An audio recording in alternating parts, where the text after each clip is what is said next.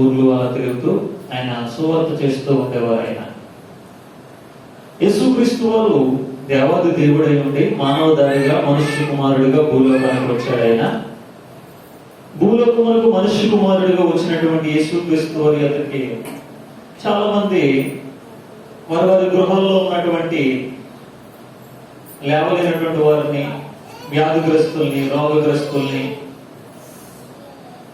పక్షవాయువు కలిగిన వారిని, కుష్టి వ్యాధిగ్రస్తుల్ని, చాలా మంది రకరకాల వ్యాధులతో ప్రపంచం అంతా కూడా అప్పటికి నిండి ఉన్నది.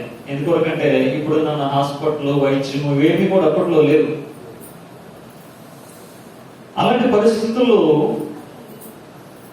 ఎవరైతే ఉన్నారో వారిని యేసుక్రీస్తు వారి యొద్దకి తీసుకుని వచ్చేవారు అనమాట.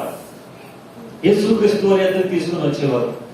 యేసుక్రీస్తు వారి యొద్దకు తీసుకుని వస్తే యేసుక్రీస్తు వారు వారిని చూచి చాలా మందిని ఆయన స్వస్థపరిచి ఆయా గ్రామాల్లో ఆయన సంచారం చేసి అవన్నీ కూడా చూసిన తర్వాత ఆయన చెప్తున్నటువంటి మాట అన్నమాట ఇది. ఏమని పలుకుతూ ఉన్నాడంటే, అమ్మ వింటున్నారా?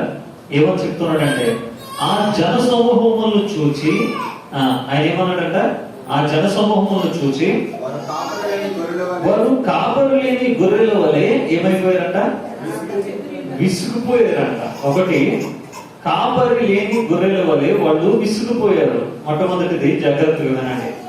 యేసుక్రీస్తు వారు లోకం అంతా తిరిగి చూస్తూ ఉన్నప్పుడు యేసుక్రీస్తు వారికి కనిపించింది ఏంటి అంటే, కాపరి లేని గొర్రెలుగా లోకంలో ఉన్నటువంటి జన సమూహాలు కనిపిస్తూ ఉన్నారు. నేనంటాను, అప్పటికి సమాజ మందిరాలు ఉన్నాయి, అప్పటికి యెరూషలేము దేవాలయం ఉన్నది, అప్పటికి సద్దుకీయులు ఉన్నారు, అప్పటికి పరిసయ్యులు ఉన్నారు, మోషే అగ్రపేట మీద కూర్చుని బోధలు చేస్తున్నటువంటి వాళ్ళు కూడా చాలా మంది ఉన్నారు. రకరకాల సేవలు, పరిచర్యలు అన్ని జరుగుతూ ఉన్నాయి. అయితే యేసుక్రీస్తు వారు పలుకుతున్నటువంటి ఈ మాట చూస్తే, ఆయన మాట్లాడుతున్న మాట, వారు కాపరి లేరు అని చెప్తున్నాడు ఆయన. ఎవరు లేరటమ్మా? కాపరి లేరా? అప్పుడు ఆ వాక్యం విన్నవారికి, ఆ మాటలు విన్నవారందరికి ఏమనిపిస్తుంది చెప్పడమ్మా? అంటే ఇప్పుడు అక్కడ మోషే అగ్రపేట మీద మోషే ధర్మశాస్త్రాన్ని బాగా పఠించి బాగా నిష్ట కలిగినటువంటి వాళ్ళు మనం వింటున్నారా? మంచి పట్టున్నటువంటి పరిస్థితులు ఉన్నారు, సద్దుకీయులు ఉన్నారు, శాస్త్రులు ఉన్నారు, చాలా మంది ఉన్నారు. అయితే యేసుక్రీస్తు వారు మాత్రం ఆయన అంటున్నాడు, ఆయన వారికి కాపరి అనేవాడు లేడు అంటున్నాడు ఆయన. వాళ్ళకి ఎవరు లేరట? కాపరి లేడా? అప్పుడు వాళ్ళందరూ ఏం మాట్లాడుకుంటారు యేసుక్రీస్తు వారి దగ్గరికి వచ్చి, అమ్మా ఈ ఊర్లోనే మామూలుగానే అసలు ఈ ఊరికి ప్రెసిడెంటే లేడు అంటే ఏంటిదని అర్థం? అప్పుడు ప్రెసిడెంట్ గారు వచ్చి ఏమంటాడు, ఈ ఊరికి అసలు ఒక వార్డు మెంబరే లేడు అంటే దాని అర్థం ఏంటి? ఈ ఊరికి ప్రెసిడెంట్ లేడు, వార్డు మెంబర్ లేడు. ఎందుకు అంటారంటే ఊర్లో ఉన్న రోడ్లు చూస్తే అలా ఉన్నాయి. ఇక అర్థం, ప్రెసిడెంట్ లేకపోవడం కాదు అక్కడ. దేవునికి స్తోత్రం, హల్లెలూయా. ప్రెసిడెంట్ లేకపోవడం కాదు, ప్రెసిడెంట్ ఉన్నాడు కానీ రోడ్లు పోలేదు, వార్డు మెంబర్ ఉన్నాడు కానీ కనీసం డ్రైన్లు పోగలేదు, ప్రజల జీవితాలు పోగలేదు, ఎవరికి పెన్షన్ రావట్లేదు, కావలసినటువంటి ఏ అవసరంతో తీరట్లేదు, కనీసం రేషన్ రావట్లేదు. ఏది రాకపోయినా సరే నాకు సంబంధం లేనట్టు ప్రెసిడెంట్ గారు మాత్రం ఏం చేస్తారంటే, ఏం చేస్తారు? ఆయన పైన చూసుకుంటాడు ఆయన. దేవునికి స్తోత్రం, హల్లెలూయా. ఆనాటి కాలంలో కూడా, ఆనాటి సమాజంలో కూడా పరిసయ్యులు లేరా, సద్దుకీయులు లేరా, అక్కడ ఉన్నటువంటి వారు లేరా అంటే ఉన్నారు. వాళ్ళందరూ కూడా మోషే పీఠ మీద కూర్చుని తీర్పు తీరుస్తూ ఉన్నారంట. ఏమంటున్నారో తెలుసా? ఒక వ్యభిచారం చేత పట్టబడినటువంటి స్త్రీ దొరికింది.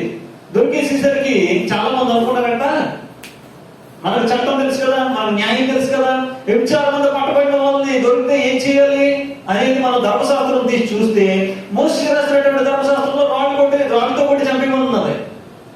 దేవుని స్తోత్రం, ఏమన్నది? రాళ్ళతో కొట్టి చంపేమన్నది. ఇప్పుడు చాలా మంది అనుకున్నారు, ఇప్పుడు మనం యేసుప్రభు దగ్గరికి తీసుకెళ్తే ఇవన్నీ, ఎందుకంటే మనం ఏం చెప్పినా సరే విశ్రాంతి దినాన్న శనివారం రోజున మనం ఆరాధించాలి అని అంటే, ఆరాధన అనేది శనివారం కాదు, ఆదివారం కాదు, సోమవారం కాదు, ఆత్మతో ఆరాధించేవాడికి దినాలతో సంబంధం లేదని యేసుప్రభు చెప్తున్నాడు ఆయన. ఉన్నారా? అమ్మా ఉన్నారా? దేవుని స్తోత్రం.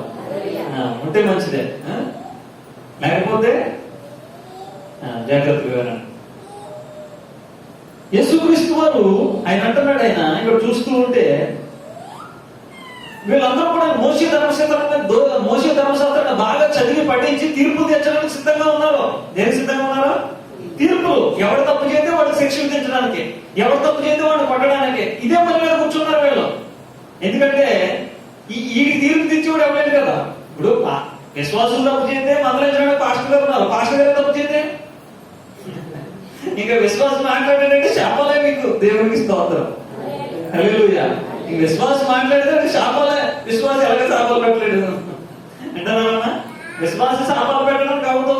అది భయంతో ఉంటాడు. అమ్మో పాస్టర్ గారు ఏమన్నా అనుకో, ఎవరన్నా అన్నా సరే ప్రభువే చెప్పాడు, అబద్ధ బోధకులు దొంగ బోధకులు ఉన్నారు బాబు, జాగ్రత్తనే. ఏ బోధలు పడితే ఆ బోధలు వినుకోండి, ఏ మాటలు పడితే ఆ మేటలు వినుకోండి. మీ అనవసరం ఏదైనా చేదేని వేరే కొలుస్తుందని యేసు ప్రభు చాలా విషయాలు చెప్పారు. కానీ అప్పటికీ కూడా మనం చాలా చక్కగా యేసు ప్రభు చెప్పినప్పటికీ నీతి పరులాగా, చాలా తెలివైన వాళ్ళగా మనం ఏం చేస్తూ ఉంటామంటే, ఏం చేస్తాం? సేవకులు మనం ఏమనకూడదు అని చెప్పేసి మనం మాత్రం సేవకుడిని ఏదైనా మాట్లాడడానికి చాలా ఆలోచించేసి ఉంటాం. కానీ యేసు ప్రభు మాత్రం ఏమన్నాడు తెలుసా? గుడ్డి పరిచయుడా అన్నాడు. ఆయన ఏమన్నాడు? గుడ్డుడా అన్నాడు ఆయన యేసు ప్రభు వారు. అర్థమవుతుందమ్మా యేసు ప్రభు వారు ఏమని పలుకుతున్నారో? పరలోకమునకు మార్గము చూపించలేని ప్రతి సేవకుడు గుడ్డుడే. నిన్ను నిశ్చయవానికి నడిపించలేని ప్రతి ఒక్కడు కూడా భూలోకంలోనే గుడ్డివాడే. నీ ఆత్మను పరలోకం చేర్చడానికి సేవ చేయాలి, నా ఆత్మను పరలోకం చేర్చడానికి సేవ చేయాలి. అంతేగాని ఇక్కడేదో మనల్ని పెంచి పోషించి నీకేదో స్వస్థత వస్తుంది, నీకేదో దీవెన వస్తుంది, నీకేదో జరుగుతుంది. ఏం జరుగుతుంది అమ్మా? ఏం జరుగుతుంది? యేసు ప్రభు వారు 10 మంది కుష్ఠరోగులు బాగు చేశాడు. ఆయన ఎంతమంది అమ్మా? 10 మంది కుష్ఠవ్యాధులు బాగు చేశారు. మీరు వెళ్ళి అందరూ పోలేసి స్వస్థపడండి అని చెప్పేసి అంటే ఎంతమంది వచ్చారు? ఒకడే వచ్చాడు. మిగతా 9 మంది అంతే. అడ్రస్ లేదు, మళ్ళీ అడ్రస్ లేదు. అర్థమవుతుందమ్మా? కనుక ఇక్కడేదో జరుగుతుంది అనేది బోధ కాదు. యేసు ప్రభు నమ్ముకుంటే నీకు అక్కడేదో జరుగుతుందని చెప్పడమే బోధ. యేసు ప్రభు నోరు తెరిచి మాట్లాడి మొట్టమొదటి మాట ఏంటో తెలుసా? పరలోక రాజ్యము సమీపించి ఉన్నది. ఏం చేయండి? ఏం చేయమన్నాడు ఆయన? ఏం చేయమన్నాడమ్మా? చెప్పాలి. ఏం పొందాలి? మనకి ఏదంటే ఇష్టం? యేసు ప్రభువుని అనుకుంటే మనకి ఏదో జరుపుకోవాలి. బాప్తిసం తీసుకుంటే చాలా మంది అంటూ ఉంటారు. ఒక ఆవిడ, నేను చాలా సంవత్సరాల నుంచి 2 సంవత్సరాలు సువార్త చెప్తుంటా. ఒక ఆవిడ అంటే ఇంకొక కార్యం ఉన్నదండి, నా కార్యం అయిపోయి బాప్తిసం తీసేసుకుంటాను అనుకుంటా. ఏంటది? ఇంకొక కార్యం ఉందంట. ఏంటది అంటే వాళ్ళ అబ్బాయికి వెళ్ళిపోలే. వాళ్ళ అబ్బాయికి వెళ్ళిపోతే ఇప్పుడు బాప్తిసం తీసేసుకుంటుందంట. అసలు ఆవిడ ఆయన పిల్లగా ఉండడం లేదు. పెళ్లికి బాప్తిసానికి సంబంధం ఏంటో నాకు అర్థం కదా. అంటే ఏం బోధిస్తున్నారో, ఏం చెప్తున్నారో ఏమీ లేదు. ఏదో చెప్తున్నారు, ఏదో వింటున్నాం, ఏదో వెళ్ళిపోతున్నాం. మొత్తం అలా గడిచిపోతున్నాయి, రోజులు గడిచిపోతున్నాయి. హల్లెలూయా, హల్లెలూయా, దేవునికి స్తోత్రం. జాగ్రత్తగా వినండి అమ్మ. ఇక్కడ ఒకసారి దొరకగానే వీళ్ళు అనుకున్నారు, మనకి ధర్మశాస్త్రం తెలుసు, మామూలుగా దగ్గరికి తీసుకెళ్తే మనకు తెలిసిన సేవకుల దగ్గర తీసుకెళ్తే వాళ్ళతో కొట్టేమని చెప్తారు. కానీ ఇప్పుడు యేసు ప్రభు దగ్గర తీసుకెళ్లి సరిగ్గా ఇరికిద్దాం యేసు ప్రభు అని చెప్పేసి యేసు ప్రభు దగ్గర తీసుకెళ్లారు. తీసుకువెళ్తే యేసు ప్రభు అడుగుతున్నారు, ఇదిగో తొండంగా దొరికింది. రెడ్ హ్యాండెడ్ పట్టుకున్నాం మేము. అంటే ఎలా పట్టుకున్నారమ్మా? ఎలా పట్టుకున్నారు? మనకి ఇవన్నీ బాగా తెలుసు కదా. రెడ్ హ్యాండెడ్ గా అమ్మా ఏదైనా ఎదుటోడు లోపల ఎదగడానికి, ఎదుటోడు తప్పులు ఎదగడానికి ఎప్పుడు కూడా మనం రెడ్ హ్యాండ్. ఇప్పుడు చూస్తే పట్టుకున్నాం. ఇప్పుడు ఏం చేయమంటాం? మరి మోసే ధర్మశాస్త్ర ప్రకారం రాళ్ళతో పట్టమన్నది కదా, కొట్టమంటా వద్దంటావా అన్నాడు. అంటే కొట్టదు దాంట్లో ఉందే, కొట్టొద్దని నేను అంటానంటే తప్పు చేసిన ఎవడైనా సరే కొట్టాలి, దాన్ని కొట్టేవాడు మంచోడే ఉండాలి కదా అన్నాడు. అంతే ఆయన లేదు ఏమన్నాడా? ఇప్పుడు కొట్టేవాడు మంచోడే ఉండాలి కదా, కొట్టండి ఎవరు మంచోడే అన్నాడు. ఎవడ మాటలో తెలిపాడు ఎవడాడు, ఎవరు దారిన వెళ్ళిపోయారు. హల్లెలూయా, హల్లెలూయా. యేసుక్రీస్తు వారు పరిశుద్ధుడు అక్కడ నిలబడ్డాడు. కానీ ఆయన శిక్షించలేదు. ఆయన ఏం చేశాడు? ఆయన శిక్షించలేదు. ఆయన ఒకటే మాట అన్నాడు, ఆయన క్షమించి నీ పాపంలో క్షమించబడి ఉన్నామ్మా, మరి అన్న కూడా పాపం చేయొద్దని చెప్పాడు ఆయన. సరే దేవునికి స్తోత్రం చేద్దామా? హల్లెలూయా. ఆయన ఏమన్నాడు? ఎన్నటికీ పాపం చేయొద్దన్నాడు. అంటే క్రైస్తవ జీవితం ఒకసారి క్షమించబడిన తర్వాత, ఒక విశ్వాస జీవితం యేసు ప్రభువుని నమ్ముకున్న తర్వాత యేసుక్రీస్తును మన పాపాలు క్షమించబడిన తర్వాత మరి ఎన్నడూ పాపం చేయకూడదు, మరి ఎన్నడూ పాపం వైపు చూడకూడదు, లోకం వైపు చూడకూడదు, లోకం వైపు వెళ్ళకూడదు. ఇంకా నువ్వు లోకం వైపుకి వెళ్ళడానికి కాదు, సిలువకి చనిపోయింది యేసుక్రీస్తు వారు. నువ్వు మరలా పాపం వైపు చూడడానికి కాదు, మరలా యేసుక్రీస్తు వారు సిలువకి కొరడ దెబ్బలు తిని ఆయన బల్లెంతో పడిపించుకుని ఉమ్ము వేయించుకుని ఆయన అవమానాలు పొందింది. నువ్వు మరలా పాపం వైపు తిరగడానికి కాదు, ఆయన సిలువ ఎక్కింది, ఆయన మరణం పొందింది, ఆయన తిరిగి లేచింది, ఆయన తిరిగి వస్తూ ఉన్నది. నువ్వు మరలా పాపం చేయకుండా ఉండడానికి, నువ్వు మరలా పాపం చేయకుండా ఉండడానికి. నిజమైన మారు మనసు ఎలా ఉంటుందో తెలుసమ్మా? ఆమె నిజమైన మారు మనసు పొందింది కనుకే, అమ్మా నువ్వు ఎన్నడూ పాపం చేయొద్దమ్మా అని ఒక్క మాట చెప్పాడు యేసుప్రభు వారు. మళ్ళీ ఆవిడ మళ్ళీ తిరిగి దాఖలాల్లో మళ్ళీ చర్చికి వెళ్ళినట్టు నేను ఎక్కడ చూడలేదు, మామూలుగా బైబిల్లోనే, కానీ ఎక్కడ పాపం చేసినట్లేదు ఆవిడ. హల్లెలూయా. మారు మనసు ఒక్కసారి వస్తుంది, చచ్చిపోయేదాకా ఉంటది. ఏనంటే మారు మనసు ఒక్కసారి వస్తుంది, పదే పదే చెప్పించుకోదు, అస్తమానం చెప్పించుకోలేదు. మారు మనసు కాదు, మారు మనసు వస్తే మారు మనసు దగ్గర ఫలాలు మీలో కనిపించాలి. హల్లెలూయా. మారు మనసు వచ్చింది అంటే మారు మనసు వచ్చిందో లేదో ఎలా తెలుస్తుంది? మారు మనసు దగ్గర ఫలాలు రావాలి కదా. మారు మనసు దగ్గర ఫలాలు ఉన్నాయంటే లేదు, మారు మనసు వచ్చిందా. కనుక దేవుని యొక్క వాక్యాన్ని వినండి, ప్రభు మనతో మాట్లాడుతున్నటువంటి మాటలు. వారిని చూస్తూ ఉంటే వారు కాపరు లేని గొర్రెల వలె ఉన్నారంటే. కాపర్లేగా అంటే మేమందరం కాపర్లేం కదా, మేం కాదా అన్నారు. మీరు కాపరులే అయితే కాపరి తన గొర్రెల వరకు ప్రాణం పెట్టదు కదా అన్నాడు ఆయన. హల్లెలూయా. కాపరి తన గొర్రెల వరకు ఏం చేస్తాడంట? ఏం పెడతాడు? అన్నం కాదు అమ్మా, ఒక వస్త్రం, బట్టల వస్త్రం కాదు. హల్లెలూయా. అది యేసు ప్రభు నమ్ముకున్న కూడా పెడుతున్నారు. బయట వస్త్రంలో దానదాన కార్యక్రమాలు వింటున్నారా? చాలా కార్యక్రమాలు చేస్తున్నారు. వాళ్ళు కూడా బోల్డ్ నీతి కార్యక్రమాలు, ధర్మ కార్యాలు చేస్తున్నారు. యేసు ప్రభు నమ్ముకున్న వారి కంటే నమ్ముకునే ఎక్కువ మంది చేస్తున్నారు. చూడండి, విశాఖపట్నం సిటీలోకి వస్తే అసలు అడుగునే వాళ్ళు కనీసం ఒక 2-3 వేల మంది ఉంటారు. దేవుని స్తోత్రం. రైల్వే స్టేషన్ దగ్గర, బస్ స్టాండ్ దగ్గర, ఫుట్పాత్ల మీద ఉంటారు. మీరైనా మీరు పూట భోజనానికి మీరైనా పొలం మీద పని చేసుకోవాలి తప్పితే కానీ విశాఖపట్నంలో ఉన్న ఏ అడుగులు వాడికైనా సరిగ్గా 10:30కి 11ంటికి తాను ఉన్న ప్లేస్ లో ఫుట్పాత్ మీద అలా కూర్చుంటే చాలు, అంత ప్యాకెట్ ఎట్టుకుని ఇచ్చేస్తారు. తెలుసు మీకు?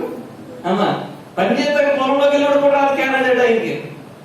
నిజం చెప్తున్నాను, బతకడం పెద్ద విషయం కాదు, నీతిగా బతకడం విషయం.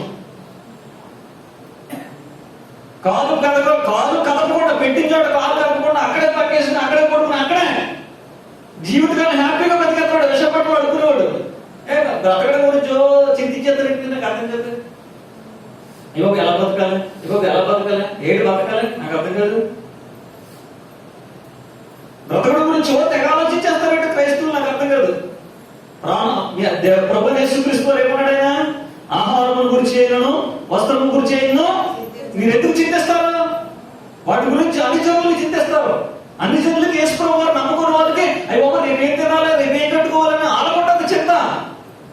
ప్రభు యేసుక్రీస్తు వారు అంటున్నాడు, మీరు నీతిని గురించి దేవుని రాజ్యం గురించి మొదలు వెతకండి, అవన్నీ మీకు దయచేస్తాను అన్నాడు దేవుడు. ఆయన మాట మీరు నమ్ముతారా? అమ్మా మీరు నమ్ముతారా? ఆయన మాట నమ్ముతారా? ఆయన మాట నమ్మితే మనం అసలు ప్రాధాన్యత మానేస్తాం. అది వరకు కూడా పర్లేదు కదా చెప్పండి. ఆయన మాట నమ్మడం అయితే నీతిని రాజ్యాన్ని వెతకండి, నీకు ఆదివారం పూట ఆహారం కూడా వస్తుంది అని యేసు ప్రభు వారు చెప్పండి. ఆయన మాట నమ్మితే ఎందుకు అర్థం చెప్పండి? మీరు నమ్మలేదు కనుక వెళ్తాం, నమ్మమని మళ్ళీ మనం చెప్తాం. ఏమని చెప్తారు తెలుసా? బాబు వెళ్ళకపోతే చీటీ కట్టాలండి, ఆదివారం ఉదయం చీటీ కట్టాలని నీకే తెలుసు, మరి ఆయనకు తెలీదు. నువ్వు చీటీ కట్టాలో ఏం కట్టాలని యేసు ప్రభు వారికి తెలియదు. మరి అంటున్నారమ్మా, అంటున్నారా? నీతిని రాజ్యాన్ని వెతుకు, ఆహారం గురించి వస్త్రం గురించి ఎందుకు చింతిస్తావు అని యేసు ప్రభు వారు అన్నాడు. అని ఏమన్నాడు తెలుసా? అల్ప విశ్వాసులారా, విశ్వాసము జీవితాన్ని జీవించాలి క్రైస్తవుడు అంటే. రేపేంటో అనే దాని గురించి ఆ దినము చింతిస్తాడంట. ఏం చింతిస్తుంది? ఏ నాటికి ఈడ నాటికి చాలు, రేపటి గురించి ఆ దినము చింతిస్తుందంట. అంటే రేపొద్దున ఎవరికైనా ఏదైనా ఇవ్వాలనుకోండి, దినం ఆలోచిస్తున్నాను, అమ్మో నా బిడ్డకి రేపు నేను వచ్చేస్తే నా బిడ్డ ఒకరికే ఒక 1000 రూపాయలు ఇవ్వాలి అని దినం ఆలోచిస్తా ఉంటదంట.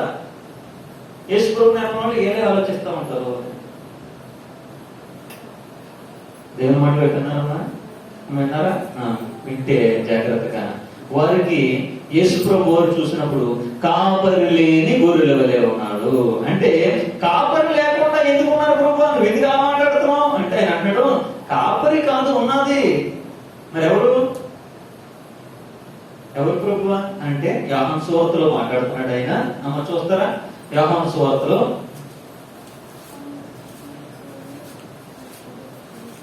10వ అధ్యాయం, యోహాను సువార్త 10వ అధ్యాయం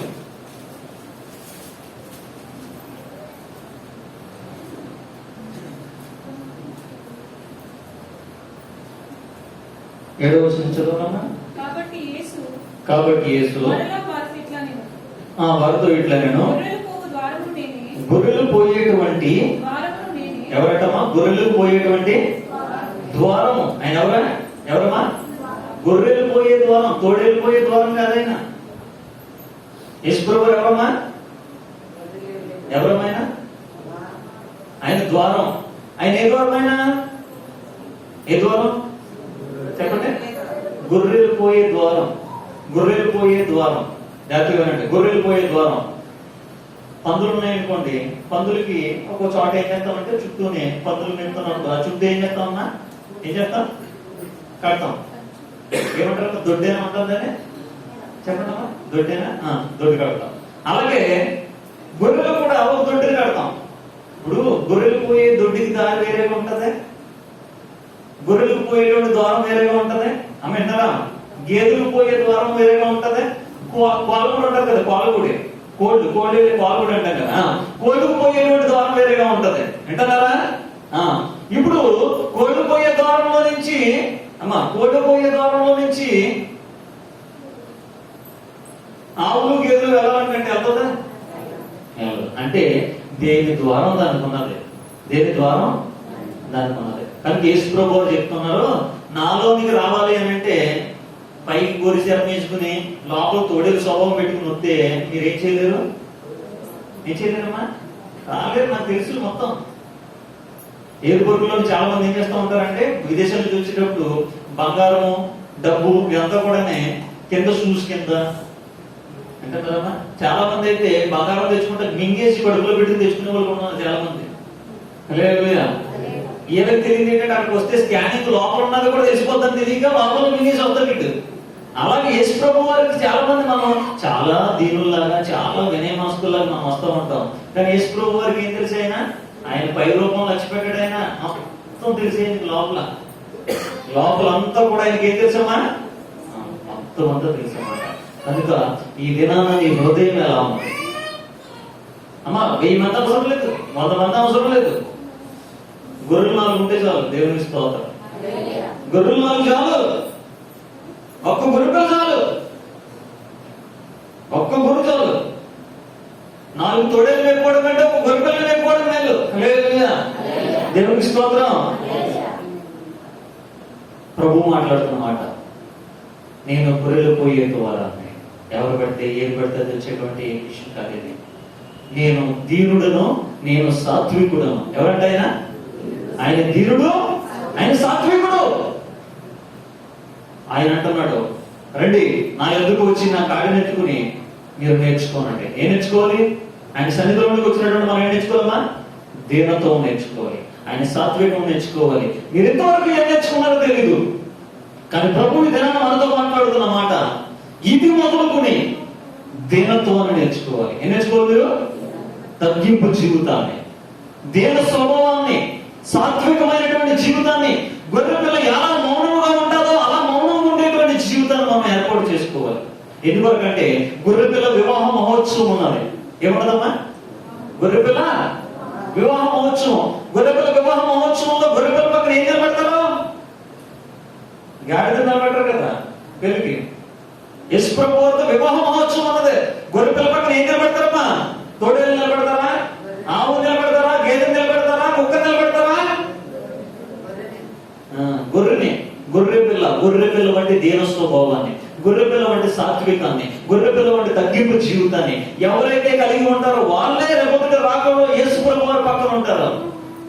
కనుక ప్రభు మాట్లాడుతున్న మాట, గొర్రెల కాపరి తన గొర్రెల కొరకు ప్రాణము పెట్టులో ఉన్నది. అందుకొరకు యేసుక్రీస్తు వారు ఆయన మంచి కాపరయ్యాడు, ఆయన ప్రధాన కాపరయ్యాడు. ఆయన నీవు ప్రేమించిన గొర్రెలన్నిటినీ ఏం చేశాడు ఆయన? ఎల్లప్పుడూ చెయ్యి విడువక అంతము వరకు కాపాడే దేవా, అంతము వరకు కాపాడే దేవా, నీవే నా మంచి కాపరివి, నీవే నా మంచి కాపరివి, నీవే నా మంచి కాపరివి, నీవే నా మంచి కాపరివి. ఓ ప్రభువా, ఓ ప్రభువా, నీవే నా మంచి కాపరివి, నీవే నా మంచి కాపరివి. ప్రధాన కాపరిగా నీవు నాకు ప్రత్యక్షమగువా గడియలో. ప్రధాన అందరూ పడదామా చక్కగా?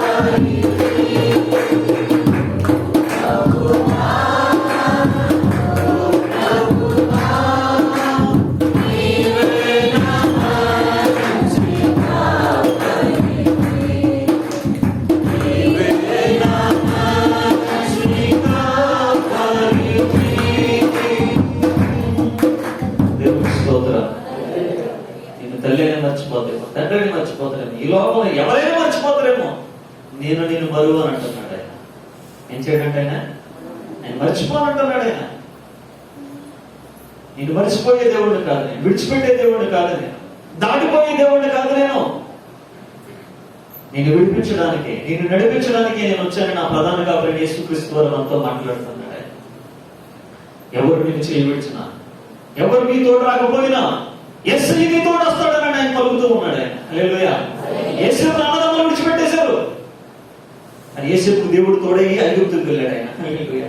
ఐగుప్తులో ఉన్న దేవుడు, ఇశ్రాయేలు దేశంలో ఉన్నటువంటి దేవుడు, ఇశ్రాయేలుకు తోడుకున్న దేవుడు ఒక నీతిమంతుడిని అమ్మేస్తే ఆ నీతిమంతుడికి ఏం చేశాడు?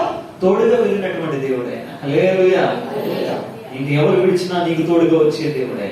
నీ ఒంటరినప్పటికీ నేను కూడా నిన్ను 10,000 మంది జనంగా మార్చగలిగిన దేవుడే. ఆయన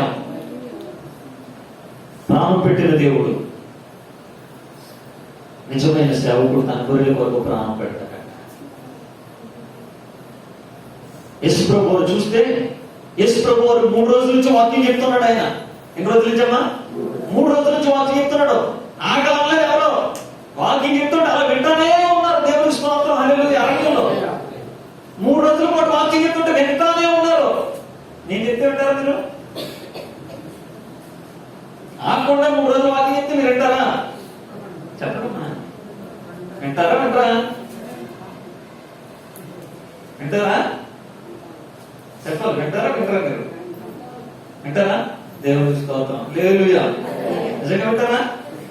వినండి అమ్మా. అయితే ఫస్ట్ గా మరి క్షమించాలి, వాళ్ళు వింటారని మాటిచ్చారు.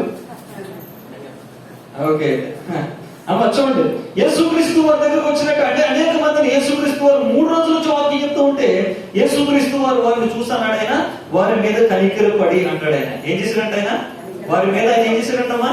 కనికరపడి వారి శిష్యులతో ప్రభు అంటున్నాడు. ఆయన ఏమంటాడు తెలుసా? ఇది వాళ్ళకి భోజనం పెట్టండి అన్నాడు. దేవుని స్తోత్రం.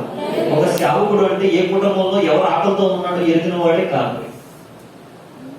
ఆదివారం రోజు అట్టుమొలిచిందన్నట్టు కాదు సేవ అంటే. అంటున్నారా? ఆదివారం రోజు అట్టుమొలిచింది కాదు, దశభాగాలు మాట్లాడటం కాదు సేవ అంటే. ఇది కాదు సేవ. యేసు ప్రభువు వెళ్ళాడైనా 3 రోజులు చాటుగా ఉన్నావా అని అన్నం పెట్టాడు. హల్లెలూయా, హల్లెలూయా. పక్షవాతం కలిగిన వాడు చూశాడు, ఈ స్థితిలో ఉన్నావా? బాగు చేసిన దేవుడే. కన్నులకు గుడ్డివాడుగా ఉన్నాడు, వాడు బాగు చేసిన దేవుడే. రోడ్డు పక్కన రక్తసిక్తమైపోయి పడిపోయి ఉన్నాడు, వాడిని చూసుకుని భుజంపై మోసుకుని వచ్చి బాగు చేసినటువంటి దేవుడే. నాకు సంబంధం లేదు, నాకు పట్టింపు లేదు, నేను వదిలేసిన దేవుడు కాదు ఆయన. మంచి కాపరి తన గొర్రెల కొరకు ఏం చేస్తాడంట? పెడతాడంట. అందుకొరకు యేసుక్రీస్తు అంటున్నాడు, వారు కాపరి లేని గొర్రెలుగా ఉన్నారంట. వారు కాపరి లేని గొర్రెలుగా ఉన్నారంట. జీతగాడు జీతగాడే అంటాడు. ఏమంటాడు? జీతగాడు జీతగాడే. తోడేలు వచ్చినప్పుడు విడిచిపెట్టి వెళ్ళిపోతాడు అంటాడు. కాపరి మాత్రమే ఏం చేస్తాడో తెలుసా? తన గొర్రెల కొరకు, చిన్న గొర్రెపిల్ల, దాని మేపుతున్నప్పుడు చిన్న గొర్రెపిల్ల ఎలుగు పంట చెట్టుకెళ్ళిపోతుంది. హల్లెలూయా. అయినప్పటికీ నీ ప్రభు ఏం చేశాడు తెలుసా?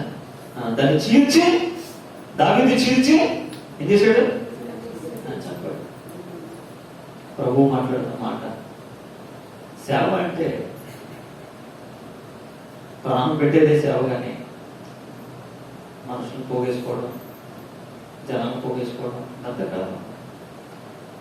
ఒకరున్నా చాలు. యేసు ప్రభు అన్నారు, అందరూ వెళ్ళిపోయారు, రొట్టెలు అందరూ వెళ్ళిపోయారు, మీరు కూడా వెళ్ళిపోతారా అన్నాడు ఆయన. వెళ్ళిపోతారా? వెళ్ళిపోండి, పర్లేదు వెళ్ళిపోండి. వాళ్ళు అన్నారు, ప్రభువా ఎక్కడికి వెళ్ళిపోతాం ప్రభువా? ప్రభు ఎక్కడికి వెళ్ళిపోతాం ప్రభువా?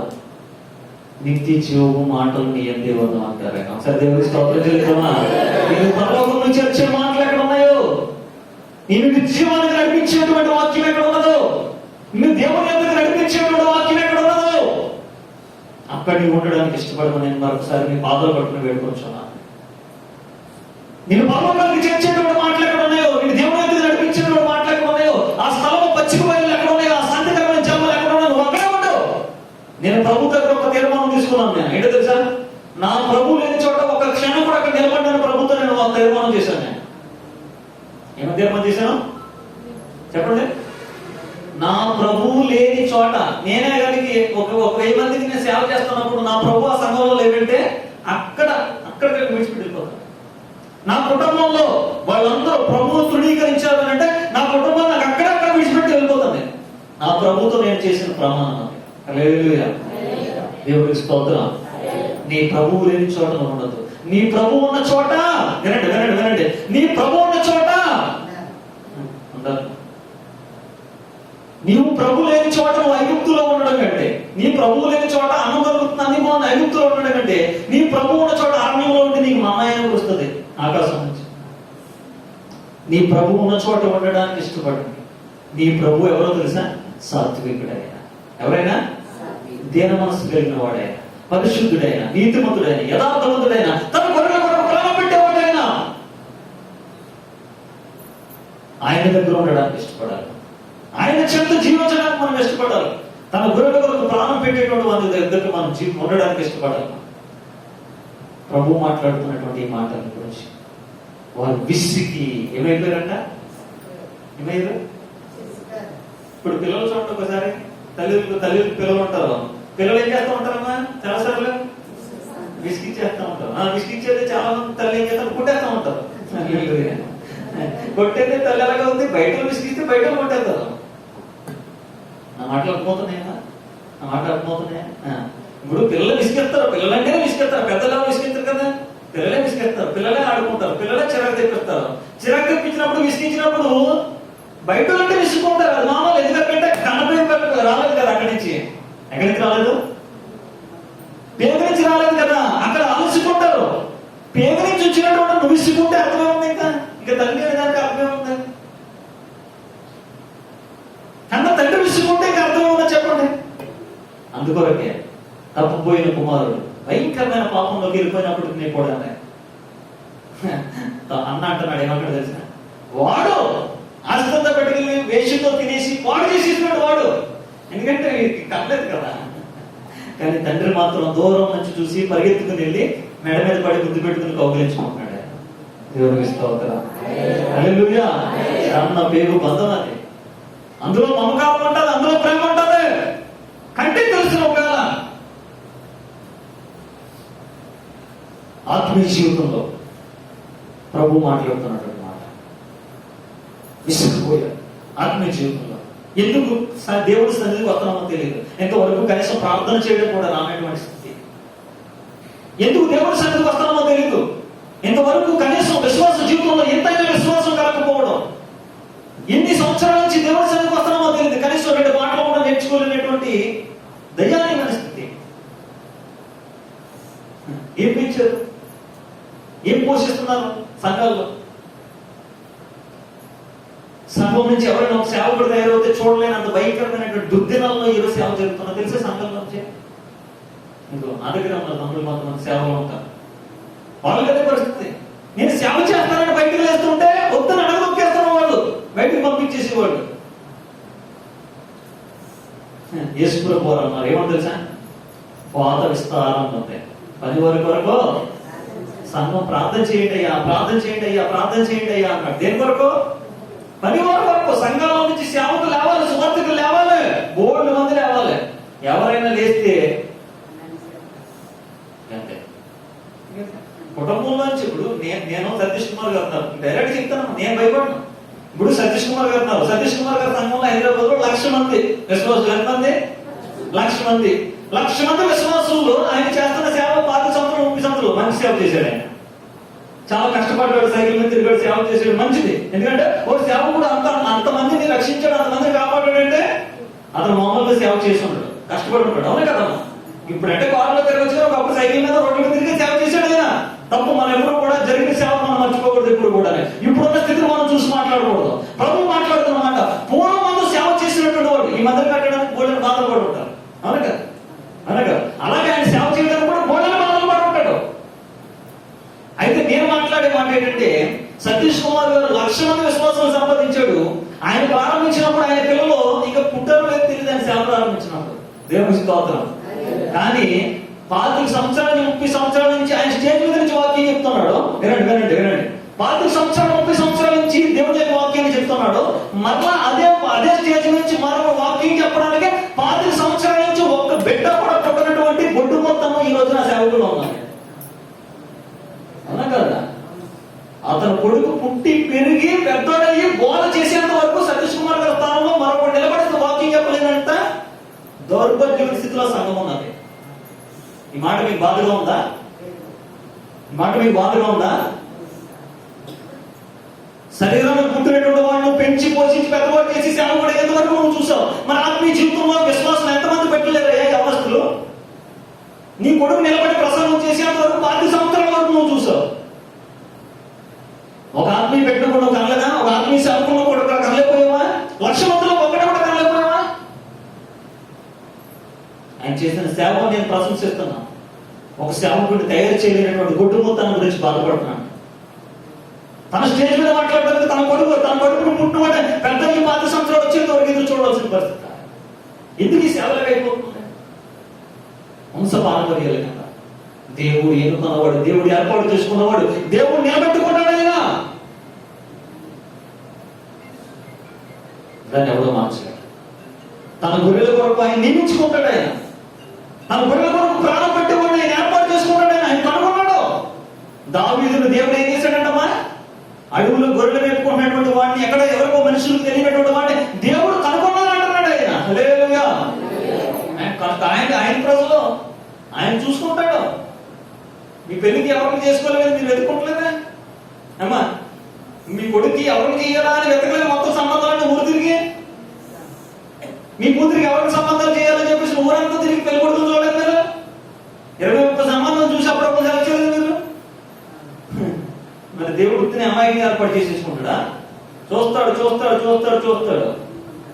దేవుడు కూడా వెతుక్కుంటాడు. ఊరు తిరిగి ఇంటింటి తిరిగి దేవుడు వెతుక్కుంటాడు. ఎవరి కొరకు? తన ఇష్టాన్ని నెరవేర్చేటువంటి వాని కొరకు. హల్లెలూయా. దావీదుతో అంటున్నాడు, బాలుడా అరవలేదు సింహంతో 2గా చీల్చిపడతాడు గొర్రె కొరకు. దేవునికి స్తోత్రం. ఎరుగు పంటేస్తే రెండుగా చీల్చి పడేస్తాడు. దేవుని స్తోత్రం. ఎరుగు అంటానండి బాగున్నాడు, బాగున్న కారణం చెప్పుకో నిలబడితే ఎరగొట్టడము పెళ్ళగించడము తిరిగి మళ్ళీ కట్టడానికి నేనున్నా నీతో కూడా అన్నాడు అంతే. హల్లెలూయా. నోటి మాట పర్లేదు, నేను ఎవరు నేను ముట్టి అగ్ని వంటి మాటలు నీ నోటించి రప్పిస్తా అన్నాడు ఆయన. నిలబడితే ఎవరు పిలిచినా ప్రభు ఏది చెప్పమంటే చెప్తానంతే. నా సేవ జీవితంలో ఎంతవరకు వాడు వానికిచ్చినా వానికివ్వకపోనా ఎన్ని వేల కిలోమీటర్లు రమ్మన్నా ఇప్పుడే వెళ్ళి ఉచితంగా వచ్చాను. మీకు తెలిసేమో, నా స్నేహితుడిగా మీకు తెలుసు. సుమారుగా ఏంటంటే సుమారు 15 సంవత్సరాల నుంచి దగ్గర నుంచి సేవ చేస్తున్నాను నేను. 15 సంవత్సరాల నుంచి దేవుడి సేవలను ప్రభు సేవలు జరుగుతున్నాను. రూపాయి అకౌంట్ లో ఉన్నట్టు ఈ రోజుకి చరిత్రలో ఉండదు సేవ. ఎన్నో లక్షల రూపాయలు ఇచ్చారు, వేల రూపాయలు ఇచ్చారు, అన్ని కూడా పేదలకి మతమందరికి ఇప్పుడు కూడా పంచుతూ వచ్చాను. కూడా దేవుని సేవలు ఖర్చు పెడుతున్నాను. దాచుకునేది పోగేసుకునేది కాదు సేవ, కూడబెట్టుకునేది కాదు సేవ. అంటే మీ కొరకు ప్రాణార్పణగా పోయబడేది దేవుని యొక్క సేవ. లేదుగా మాలో మరణమును మీలో జీవమును కలుగుతున్నది అంటాడు. ఏమంటాడు మా సేవ అంటే ఏంటి? ఈ రోజు ఎందుకు మాట్లాడుతున్నాను? విశ్వాసలాగా ఉన్నాడు. సంఘ కాపరు మాత్రం, పాస్టర్ గారు మాత్రం మేడ మీద మాట్లాడుతున్నది. అనుజులు ఎందుకు మాట్లాడుతున్నారు చెప్పండి? ఈరోజు ఎందుకు మాట్లాడుతున్నారు? నీ గొర్రెను పట్టించుకోలేదు కనుక నేను మాట్లాడవలసి వస్తుంది. నీ గొర్రె కూడా ఒక మేడ కట్టుకుంటే మాట్లాడకూడదు కదా ఈ రోజున.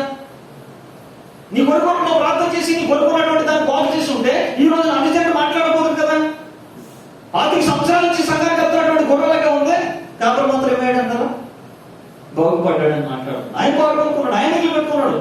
ఈ గొర్రె అలాగే ఉంది. ఎందుకు మాట్లాడుతుంది? ఆ గొర్రె గురించినటువంటి శ్రద్ధ నీవు నేను తీసుకుపోవడం వల్ల. హల్లెలూయా. మాలో మరణమును మీలో.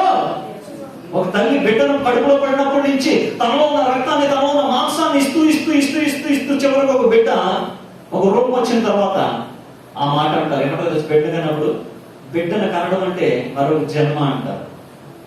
ఏంటి? మళ్ళీ తిరిగి జన్మించడమే తల్లికి. ప్రాణం పోయినంత తన సగం ఇచ్చేస్తుంది, తన ప్రాణాన్ని సగం ఇస్తుంది, మరొక జీవాన్ని ఇస్తూ ఉంటుంది. సంఘ కాపురి అంటే మరొక జీవం కొరకు తాను మరణమైపోవడమే సేవ. హల్లెలూయా. కాడి మీద చెయ్యేసింది సేవ. తిరిగి వెనక్కి చూడడానికి లేదు. ఇంకా కాడి మీద చెయ్యేసాక వెనక్కి తిరిగి చూడడానికి లేదు. ఏ సేవ అంతే. ఇంకా గుట్లో, రాళ్ళలో, బాధలో, ముళ్ళో ఏదో తెలియదు. ముందుకు వెళ్ళడమే కానీ వెనక్కి వెళ్ళడం లేదు. హల్లెలూయా. దేవునికి స్తోత్రం.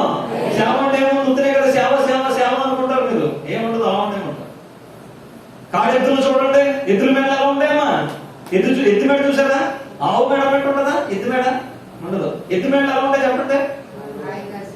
కాయ కాసి. ఎద్దుకి ఎప్పుడైనా సరే కొమ్ము ఇలా ఉంటది. ఎలా ఉంటుందమ్మా? ఇలా కొప్పులా ఉంటది ఎద్దుకి. దాని మీద కాడెట్టారు అనుకోండి, అది లాగుతున్నప్పుడు ఇది అడ్డొస్తూ ఉంటది. ఇలాగా ఏం చేస్తుంది? కాడి పెడితే ఏమొస్తుంది? అడ్డొస్తుంది. విన్నారమ్మా? ఈ మాట్లాడినారా? చూస్తున్నారా? మీరు అంతా వ్యవసాయం చేసేవాళ్ళే కదా. దానికి మాట్లాడనండి.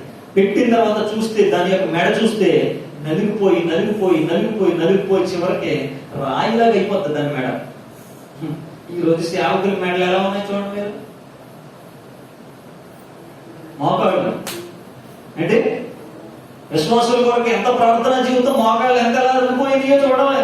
సేవకులు అంటే సేవకులు ఇల్లు, సేవకులు కార్లు, సేవకులు వస్త్రాలు, ఏసీలు, ఇవన్నీ వృధా. అయితే పోగేసుకోవడం తప్పితే కానీ దీనివల్ల ఏం ప్రయోజనం లేదు. మోకాళ్ళు కంటి కన్నీరు. ఒకడు విత్తుచు ఎలా విత్తుచున్నాడు తెలుసా? కన్నీరుగా విత్తుతున్నాడంట. దేవుడు మాట్లాడుతున్న మాట 100గా ఫలం పొందుతామని చెప్పేశాను. హల్లెలూయా. కనుక ప్రభు మాట్లాడుతున్నటువంటి మాటలు ఈ సమయాన్ని చాలా తీసేసుకున్నట్టు నేను ముగిస్తున్నాను. నేను ప్రభు మాట్లాడుతున్నట్టు మాట ఏమన్నా తెలుసా? వాళ్ళు విసుగుపోయారు అంటున్నాడు. ఏమంటున్నాడమ్మా? విసుగుపోయారు. విసుగుపోయి ఏం చేశారంటే ఏమైపోయారట? చెదిరిపోయారు. ఇప్పుడు పిల్లల్ని ఒకసారి అత్తమాట విసిగిచ్చారు అనుకోండి, ఆయన స్కూల్కి వెళ్ళి ప్రతిరోజు కొట్టారు అనుకో, వాడికి అక్కడ వెళ్తేనేమో వీడికి మామూలుగా లెక్కలు రావట్లేదు, ఇంగ్లీష్ రావట్లేదు ఇంటి స్కూల్కి వెళ్తే భయపడిపోతున్నాడు. అక్కడేమో ఆలు కొట్టేస్తున్నారు, ఇక్కడేమో నువ్వు కొట్టేస్తున్నావు, అక్కడ ఆలు కొట్టేస్తున్నారు, ఇక్కడ నువ్వు కొట్టేస్తున్నావు. ఇది ఏం చేస్తారు? విసిగిపోయామా? ఏం చేస్తారు అంటే అర్థం చేసుకునే వాళ్ళు లేరు. ఇంట్లోనే అర్థం చేసుకోవట్లేదు, స్కూల్లోనే అర్థం చేసుకోవట్లేదు. హల్లెలూయా. ఇప్పుడైతే ఒక విశ్వాసం మనం అర్థం చేసుకోం, ఒక గొర్రెని మనం అర్థం చేసుకోమా, గొర్రెల యొక్క పరిస్థితిని మనం ఎరగమో, అప్పుడు ఏమైపోతారమ్మా? చెదిరిపోతున్నారు. అలాంటి వారిని చూసి యేసు ప్రభు వారు అంటున్నాడు, ఆయన ఏమన్నాడు తెలుసా? నేను వారి మీద కనికరపడుతున్నాను. ఆయన కనికరపడుతున్నాడంట. కనికరపడేవాడికి, కనికరం లేని వాడికి కనికరం లేని తీర్పు వస్తుంది అంటున్నాడు ఆయన. ఏ తీర్పు అంట? కనికరం లేని వాడికి కనికరం లేని తీర్పు. అందుకొరకే మన ప్రభు కనికరపూర్ణుడు ఆయన. హల్లెలూయా, హల్లెలూయా. ఈ ఒక్క మాట చదివించేసి ముగిస్తూ ఉన్నాను నేను. జకర్యా గ్రంథం 11వ అధ్యాయం 15వ వచనంలో ప్రభు అంటున్నాడు ఈ రోజున. జకర్యా గ్రంథం 11వ అధ్యాయం 15వ వచనం. అప్పుడు యెహోవా నాకు ఎలాగ సెలవిచ్చును, ఇప్పుడు బుద్ధి లేని ఒక కాపరి పనిముట్లు తీసుకోను, దేశమందు నేను ఒక కాపరిని నియమించుచున్నాను. అతడు చూడండి, అతను నశించున్న గొర్రెలు కనిపెట్టడు, చెదిరిపోయిన వాటిని వెతకడు, విరిగిపోయిన దాన్ని బాగు చేయడు, పుష్టుకున్న దాన్ని కాపు కాయడు, గాని క్రొవ్విన వాటి మాంసమును భక్షించుచు వాటి డెక్కలను తుత్తి వీలుగా చేయను అంటున్నాడు ఆయన. చూసారా ఈ కాపరి ఏం చేయడంటమ్మా? అమ్మ చెప్పండి అమ్మా, అమ్మా వాక్యం చెప్పమంటారా? దేవునికి స్తోత్రం, హల్లెలూయా. అమ్మ వినండి, ప్రభు మాట్లాడుతున్న మాట్లాడి అమ్మా నాకేం తెలియదు, ప్రభు ఇక్కడ వచ్చాక మీ సన్నిధిలో కూర్చున్న తర్వాత ప్రభు ఇచ్చిన వాక్యం ఇదే చెప్తున్నాను. నా హృదయంలో ఏదో మాట పెట్టుకుని నేను మాట్లాడితే ప్రభు దగ్గర నేను తీర్పు పొందును గాక, ప్రభు దగ్గర నుంచి నేను తీర్పు పొందును గాక. హల్లెలూయా. ఇక్కడే కాదు, నేను అందరం ప్రతి మీటింగ్ లోనే అక్కడ కూర్చున్న తర్వాత ప్రభు ఏది ఇస్తే అదే మాట్లాడతాను ఎప్పటికీ, స్టిల్ ఇప్పటికీ. అక్కడికి వెళ్ళిన తర్వాత ఇప్పుడు నాతో పాటు సేవకులు ఉన్నారు. ఏ రోజైనా ప్రిపేర్ అవ్వడం చూసారు వాక్యానికి? ఎప్పుడు ముందుగా ప్రిపేర్ అవ్వడం ఏం లేదు. నా ప్రభు అక్కడ నిలబడిన తర్వాత ఏది ఇస్తే అది చెప్తాను, ఏది మాట్లాడమంటే అది మాట్లాడతాను. ప్రభు మాట్లాడుతున్న మాట ఏమంటాడు తెలుసా? ఒక కాపురం ఉన్నాడంట, కాపురం అంటున్నాడు, ఆ కాపురం గురించి చెప్తున్నాడు దేవుడైనా. ఆ కాపురం గురించి చూస్తే నశించిపోతున్న గొర్రెలు కనిపెట్టాడంట. ఏం చేయడంట? నశించిపోతున్నాయా? ఏం నశించిపోతుంది?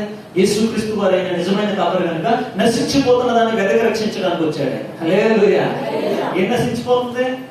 ఆత్మ. వారి ఆత్మ వారిలో నశించిపోతున్నదే. వారిలో ఉన్న ఆత్మ వారిలో కృంగిపోతూ ఉన్నది. వారిలో ఉన్న ఆత్మ వారిలో చూస్తూ ఉంటే బలహీనమైపోతూ ఉన్నది. ఆత్మలో బలం లేదు, ఆత్మలో ప్రార్థన లేదు, ఆత్మలో తీవ్రత లేదు, ఆత్మలో పరలోకి వెళ్ళాలనేటువంటి ఆశ లేదు ఈ రోజున. ఎందుకంటే ఆ కాపురంలో పెంచలేదు కనుక. ఇప్పుడు గొర్రె బలంగా ఉన్నదంటే బాగా తింటుందని కదా అర్థం. హల్లెలూయా. నన్ను అనుకుంటారు తినరానికి అర్థమైతే నేను లాగున్నాను, తినమని పర్లేదు మామూలుగానే. ఏమంటారు? పర్లేదు మాస్టర్ కొంతమంది లాగుంటారు కానీ ఏం తినరు. చాలా మంది అనుకుంటూ ఉంటారు మీరు లాగున్న ఏం తినరు సరిగ్గా, సన్నగా ఉన్న వాళ్ళు బాగా తింటూ ఉంటారు. హల్లెలూయా, దేవునికి స్తోత్రం. కానీ పైన మనం అనుకుంటాం బలహీనంగా ఉన్నప్పుడు ఏం తింటలేదు అనుకుంటాం. నిజమే, కొన్నిసార్లు బలహీనత సరైన భోజనం లేకపోవడం. ఆత్మీయ జీవితంలో మన ఆత్మ యొక్క స్థితి చూస్తూ ఉంటే నశించిపోతుందంట, నశించిపోతుందంట, నశించిపోతుందంట, నశించిపోతుందంట. మన ఆత్మకు ఉన్నటువంటి స్థితిని చూస్తూ ఉన్నాడు. ఈ కాపరి శరీరానుసారమైన వాటి విషయాల్లో మనసు పెడుతున్నాడు కానీ ఆత్మ విషయమైన వాటిలో మనసు పెట్టట్లేదంట. నశించిపోతున్న దాన్ని చూడట్లేదంట. ఇంకా నశించిపోతున్న దాన్ని వెనక రక్షించడం, నశించున్న గొర్రెల్ని కనిపెట్టడం, చెదరిపోయిన వాటిని వెతకడు, విరిగిపోయిన దాన్ని బాగు చేయడంట. అమ్మా కొన్ని గొర్రెలేమో చెదిరిపోయి విసిగిపోయి, కొన్ని గొర్రెలు చెదిరిపోయి అయ్యో నా గొర్రెలు కదా ఎక్కడ చెదిరిపోయి వెతుక్కోవట్లేదంట. పోతే పోనీలే అనుకుంటున్నాడు. పోతే పోనీ, పోతే పోనీ చేతగాడుదంతా పోయేది కాపురదే కదా, పోయేది కాపురదే కదా, నా ఏం కాదు కదా, నా జీతం నాకు వస్తుంది కదా అనుకుంటున్నాను. ప్రభు మాట్లాడుతున్నమాట. చెదిరిపోయిన వాటిని ఏం చేయట్లేదంట, చెదిరిపోయిన వాటిని వెతకట్లేదంట. విరిగిపోయిన దాన్ని బాగు చేయట్లేదు. విరిగిపోయిందంటే ఏం విరిగిపోయింది? ఏం చెదిరిపోయింది? ఎన్నో కుటుంబాలు చెదిరిపోయినాయి, అవునా కదా? ఎన్నో కుటుంబాలు చెదిరిపోయినాయి. ఎంతో మంది భార్య భర్తల జీవితాలు చెదిరిపోయినాయి ఈ రోజున. ఎంతో మంది మనస్సులు చెదిరిపోయాయి ఈ రోజున. ఎంతమంది మనస్సులు, ఎంతమంది కుటుంబాలు చెదిరిపోయిన వాటిని తిరిగి కట్టడానికి సంఘ కాపురం వెతుకుతున్నాడు. కాపురతనం అంటే చెప్తున్నాను అంటే ఇక్కడ సంఘ సేవ చేస్తాడు కాబట్టి, పరిచయం చేస్తున్నాడు కాబట్టి కొన్ని విషయాలు అతనికి నీకు ఉన్నటువంటి మీకు అర్థం కావాలని కొన్ని విషయాలు ప్రభు తెలియజేస్తున్నాడేమో భవిష్యత్తులో. ప్రభు మాట్లాడుతున్నాడు మాటలు. ఒక్క గొర్రెలు కనిపించకపోయినా నేనైతే చెప్తూ ఉన్నాను, ఏదో సమయంలో కింద పిల్లలు పడుకుంటారు, కింద చర్చ ఉంటుంది. నాకు గుర్తు చేసిన ప్రభు ఎప్పుడైనా సరే, నాకు ఎక్కడ గుర్తు చేస్తే, ఎప్పుడు ప్రభు గుర్తు చేస్తే ఆ సమయంలో ఒంటరిగా కిందకు వస్తాను చర్చ దగ్గరికి వచ్చి, ఖాళీగా ఉన్నటువంటి ఎక్కడెక్కడ ఖాళీ స్థలాలు ఉన్నాయా అక్కడ మోకరించి అక్కడ ఖాళీగా ఉన్నాను ప్రభు, ఈ రోజు ఇక్కడ రాలేదు ప్రభు, ఈ గొర్రె ప్రభు, అక్కడ గొర్రె రాలేదు ప్రభు, ప్రభు అక్కడ గొర్రె రాలేదు ప్రభు, అక్కడ గొర్రెల ప్రభు అని మొత్తం ఇలా మోకాళ్ళ మీద అలా వెళ్ళి మోకాళ్ళ మీద వెళ్ళి అలా మోకాళ్ళ మీద వచ్చి ఇలా మోకాళ్ళ మీద వెళ్ళి ఇలా మోకాళ్ళ మీద వచ్చి ఇలా వెళ్తాం. ఎందుకో తెలుసా, కాపరి యొక్క మనసు అలా ఉంటుంది, కాపరి మనసు అలా ఉంటుంది, అలా ఉండాలి.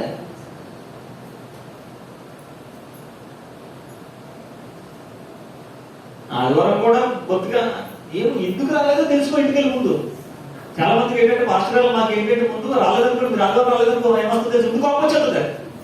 ఆదివారం కూడా రాదు, అసలు లేవలేకుండా పడుకుంటే ఆవిడ ఎక్కడ వస్తుంది, మంచం మీద నుంచి లేవలేకుండా పడుకుంటే ఎక్కడ వస్తుంది.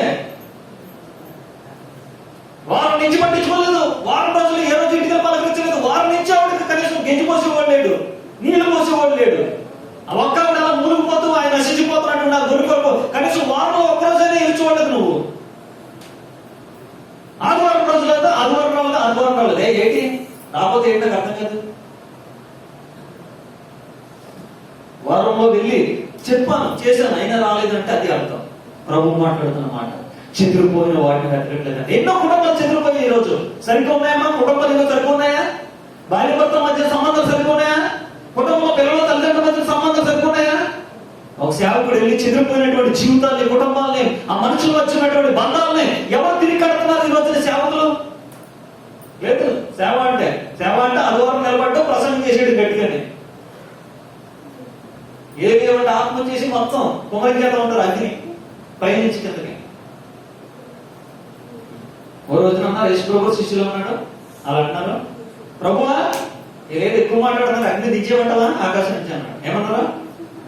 ఏదో ఎక్కువ మాట్లాడతారు ఆకాశం నుంచి అగ్ని దించేయమంటావా అన్నారు. వెనక్కి ముందన్నాడు ఆయన.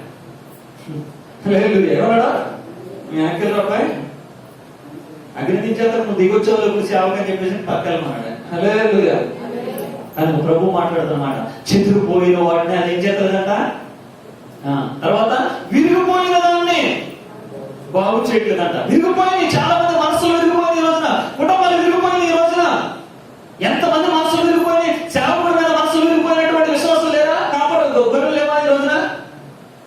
ఏదో మాటలు, బాధపడ్డ మాటలు, ఏదో మాట్లాడుతూ ఉంటే ఎంతమంది మనసులు విరిగిపోలేదు? అయ్యో ఏదో మాట చేత మనసు విరిగిపోయింది, బాధపడ్డదే, నేను వెళ్ళి తిరిగి మళ్ళీ ఇరిగిపోయిందని పట్టుకోవాలి. కాపురి యొక్క అంటే స్వభావం చెప్తున్నాను నేను, కాపురి యొక్క విధానం చెప్తున్నాను నేను, కాపరి ఆలోచన చెప్తున్నాను, కాపరి వాడు ఎలా ఉంటాడనేది చెప్తున్నాను నేను. మీరు వినండి జాగ్రత్తగా. కాపరికి, జీతగాడికి, కాపరికి అక్కడ ఉన్నటువంటి ఆ తోడేలకి, కాపరికి అక్కడ ఉన్నటువంటి ఎలుగుబంటికి మీకు తేడా తెలియకపోతే మీరు ఎక్కడ ఉన్నారో ఏం చేస్తున్నారో మీకు అర్థం కాదు క్రైస్తవ జీవితంలో. ప్రభు మాట్లాడుతున్న మాట ఈ రోజున, విరిగిపోయిన వాటిని ఏం చేయట్లేదంట, విరిగిపోయిన వాటిని కట్టట్లేదు. విరిగిపోయిన వాటిని కట్టాలి. ఎముకలు విరిగిపోతే ఏం చేస్తామా, పట్టేస్తాము. అతుక్కోవాలంటే పట్టేస్తాం. ఒక 15 రోజుల పాటు, ఒక 4 రోజుల పాటు కట్టేసి సిమెంట్ కొట్టలేసి జాగ్రత్తగా ఎక్కడ కూడా కాలు పెట్టకుండా జాగ్రత్తగా గొర్రెని అలా తీసుకురావాలి. హల్లెలూయా. హల్లెలూయా.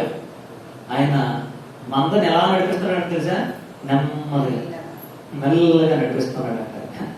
యాకోబు అంటాడు, తిరిగి వచ్చేస్తున్నాడు తన మామ దగ్గర నుంచి, అమ్మ యాషవ ఎదురు వచ్చేస్తాడు, అమ్మో ఈ వస్తున్నాడు కద్దెకి వచ్చేస్తాడు చంపేద్దాం అని చెప్పేసి భయపడతా ఉంటాడు. కానీ దేవుడు యాసవ మనసును మార్చాడు. హల్లెలూయా. అప్పుడు యాసవ అన్నాడు, తొలగిపోతాం అన్నాడు. కానీ యాకోబు గొర్రెల కాపరి కనుక, వినండి, యాసవ గొర్రెల కాపరి కాదు, యాకోబు గొర్రెల కాపరి. యాసవ గొర్రెల కాపరి కాదు కనుక యాసవ అంటాడు ఏమన్నాడు తెలుసా, తొలగిపోతాం అన్నాడు. కానీ యాకోబు గొర్రెల కాపరి కనుక ఏమన్నాడు తెలుసా, నా మందలో కొన్ని పాలిచ్చే ఉన్నాయి, కొన్ని పడుపుతూ ఉన్నాయి, నువ్వు త్వరగా తోలేస్తే లోపల ఉన్న బిడ్డ చచ్చిపోతుంది. నువ్వు అడవిడిగా నడిపించితే లోపల బిడ్డ చచ్చిపోతుంది. నువ్వు అడవిడిగా నడిపించితే తల్లి ముందు వెళ్ళిపోతుంది, పిల్లలుగా ఉండిపోతుంది. నడిపించే విధానం తెలియాలి. యాకోబు గొర్రెల కాపరి కనుక చెప్తూ ఉన్నాడు. యాసవుకి ఏంటి, వేటగాడు. యాసవు ఎవరు? అడవికెళ్ళడం, వేట ఏది దొరుకుతుందని బాగా వేయడం. వేటగాడి యొక్క ఊరిలో నుంచి మిమ్మల్ని ఏం చేస్తాడు దేవుడు? తప్పిస్తాడు. సరిగ్గా ఎవరికి బాణం వేస్తే వస్తుందా? కానుక అనేది కాదు సేవ. ఎవరికి బాధం ఎవరికి బాధం ఇది వేట ఏంటిది? నీకు ఆహారానికి ఏంటి వేట? నువ్వు బలైపోయిందే సేవ. దేవుడు మాట్లాడుతున్నట్టు మాటలు. యాసవ వేటగాడు కనుక తొలగిపోదాం అన్నాడు. యాకోబు కాపరి కనుక తొందరపాటు కాదు. దేవుని ఆలోచన ఉండాలి, దేవుడి చిత్తం ఉండాలి, దేవుడు నడిపింపు ఉండాలి. తెగేస్తున్నా రాత్రంతా వలేశారు, సొంత నడిపింపులు అంతానే. ఒక్కటే రాలేదు. యేసుప్రభు అన్నాడు, కుడివైపు ఏంటి అన్నాడు. వేసారు మొత్తం వాళ్ళంతా నడుపుకోండి. ఆయన ఒక్క మాటలో చాలు. దేవుడి సేవ అనేది దీవెనకరంగా ఆశీర్వాదకరంగా ఉంటుంది. జాగ్రత్తగా మీ ఆత్మలు ఎలాగైనా పరలోకంలో తీసుకురావాలనేది దేవుని యొక్క సేవ. దాని కొరకు అప్పుడు ప్రయాసపడాలని నేను ప్రభు పేరు వచ్చి ఉన్నాను. దేవుడు అప్పగించినటువంటి వారిని నమ్మకంగా, ప్రభు అప్పగించిన వారిని నమ్మకంగా మరణం వరకు జాగ్రత్తగా కాపాడేటువంటి ఒక భారము ఈ రోజున ప్రభు కుమారుడి విషయంలో, ఖచ్చితంగా తన సేవకుడి విషయంలో సంపూర్ణంగా దేవుడు అనుగ్రహించాలి. మంచి సంబంధం ఉండాలి. గొర్రెలకి కాపరికి మధ్య మంచి సంబంధాలు ఉండాలి. కాపరిని వెంబడించేటువంటి స్థితి ఉండాలి. చేతిగాడైతే అయిపోతాడు. ఒకవేళ చర్చిలో ఉన్నా, ఒకవేళ గొర్రెలు కాకపోతే ఆయన దగ్గర ఉండలేదు. గొర్రెలు పోయే ద్వారంలోంచి రాలేదు. ప్రభు మాట్లాడుతున్నాడు, మీరు గొర్రెల వలె ఉన్నారా? అమ్మా, మీరు గొర్రెల వలె ఉన్నారా? మీరు గొర్రెల వలె ఉన్నారా? మీరు గొర్రెల వలె ఉంటే మీలో దీనత్వం ఉండాలి. మీరు గొర్రెల వలె ఉంటే మీలో సాత్వికం ఉండాలి. మీరు గొర్రెల వలె ఉంటే మీలో తగ్గింపు ఉండాలి. ఆయన మాటకు మాట చెప్పలేదు. ఆయన ఏం చేశాడు తెలుసా? ఆయన ఏం చేశాడమ్మా? కొట్టేవారికి ఆయన ఏం చేయలేదు. ఆయన బదులు పలుకలేదా ఏ ప్రేమ, లేదా ఏ ప్రేమ, ఎవరి కోసమో జగతి కోసమే, జనుల కోసమే, ఈ జగతి కోసమే, జనుల కోసమే సిలువలో సాగింది యాత్ర.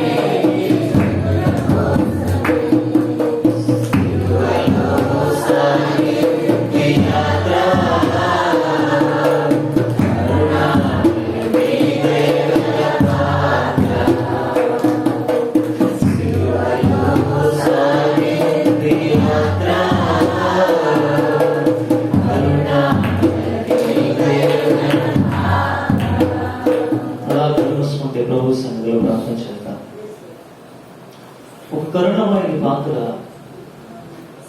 కఠినాత్మల యొక్క కొరడాల రచన చేర్చబడింది. పాలుగారు దేహం పైన కఠినాత్మల కొరడాలు చెల్లని చీల్చాయి, నాట్యమాడని. దోషకులు, హింసకులు, ఉమ్మివేయువారు ఎన్నో మాటలు చేత అవమానపరిచారు. నిజమైన కాపరి మౌనంగా ఉంటాడు. నిజమైన కాపరి తన గొర్రెల కొరకు ప్రాణం పెడతాడు. నిజమైన కాపరి చెదిరిపోయిన వాటిని వెతుకుతాడు. నిజమైన కాపరి విరిగిపోయిన దాన్ని కడతాడు. తన గొర్రెలను పేరు పెట్టి పిలుస్తాడు ఆయన. తన గొర్రెలకు ఆయన ద్వారంగా మారుతాడు ఆయన. పరలోకమునకు వెళ్ళడానికి తన శరీరం అనేటువంటి